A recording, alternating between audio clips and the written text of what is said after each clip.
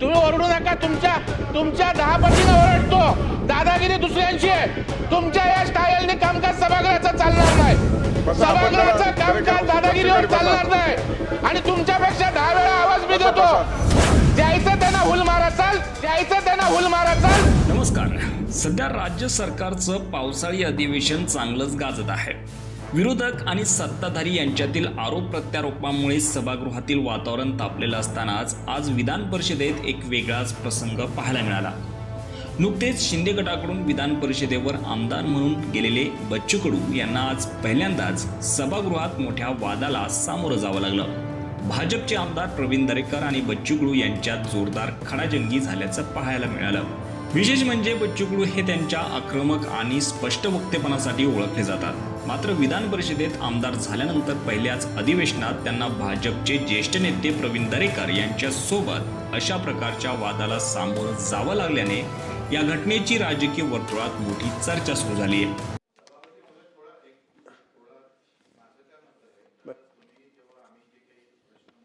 हो केल्या त्याची उत्तर आले पाहिजे तुमच्या.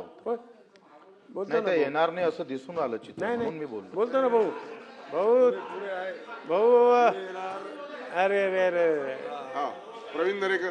सभापती महोदय, माझी आपल्याला नम्र विनंती आहे की आजही मागाशी प्रश्नाच्या वेळेला असंच झालं. आता राज्याचे मंत्री सरकार म्हणून उत्तर देत असताना त्यांचं भाषण पूर्ण व्हायचं आहे. त्याच्या अगोदर अँटिसिपेशन ते काय बोलणार आहेत. तर मला वाटतं ही प्रथा परंपरा बिघडायला लागलेल्या दिसत आहेत. तर मला वाटतं तुम्हाला माझी विनंती आहे की हे वारंवार होतंय, तर याच्या पुढे होणार नाही याची आपण दक्षता घ्या. सभागृहामध्ये एकदम 27 नवे सदस्य आहेत. बरेच वेळेस नाही मी अगोदर ऑर्डर पास करतो, आपण देतो.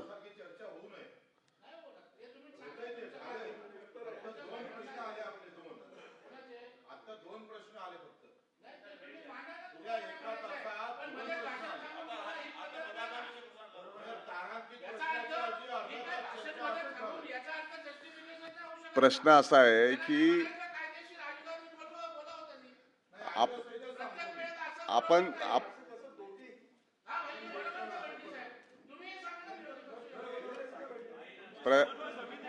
बसा जरा प्रवीणजी बसा. नाही सभागृहामध्ये देखील मंत्री बोलतायत, कुणी क्रॉस करतंय, कुणी वेलमध्ये येतंय.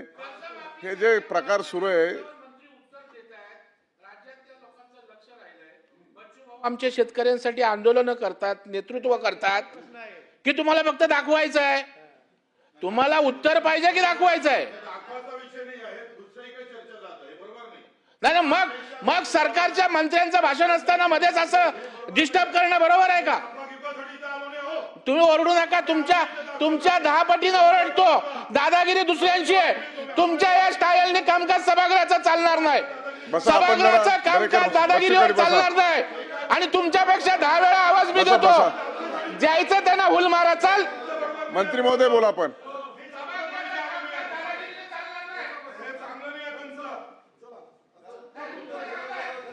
मंत्री महोदय उत्तर द्या. सभापती महोदय,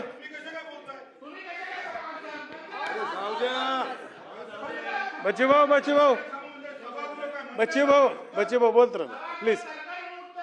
बच्चू भाऊ बसा जरा, आपण खाली बसा.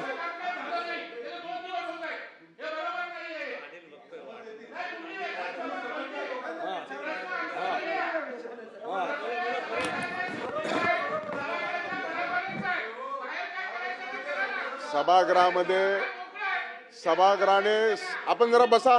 मंत्री महोदय जरा बसा खाली. बसा आपण जरा बसा. सभागृहाची बसा.